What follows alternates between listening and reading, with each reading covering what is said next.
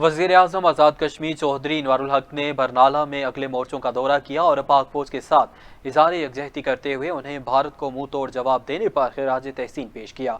वज़ीर आज़म ने पाक फौज के जवानों से खिताब किया और उनके वलवले और जोश को सराहा। वज़ीर आज़म ने पाक फौज के अफीसरान और जवानों से कहा कि पाक फौज ने मुल्क की सरहदों का दिफा नाकाबिल तस्खीर बनाया और ऑपरेशन बुनियानुल मरसूस का जवाबी वार करके भारत को घुटने टेकने पर मजबूर कर दिया। उनका कहना था कि शहदा के लवाहिकीन और जख्मियों को 24 घंटे के अंदर इमदादी रकूम की अदायगी को यकीनी बनाया गया, जबकि इस दौरान इदारे मुकम्मल तौर पर चौकस रहे और 24 घंटे काम किया। उन्होंने कहा कि पूरे आज़ाद कश्मीर के LOC का दौरा करके नुकसानात का खुद जायजा लूंगा और इनका इजाला किया जाएगा। वज़ीर आज़म भारतीय फायरिंग से शहीद होने वाले जुनैद इकबाल और उनकी वालिदा शमीम बीबी के घर गए और लवाहिकीन से इजहार ताज़ियत और शहदा की बुलंदी दर्जात की दुआ की।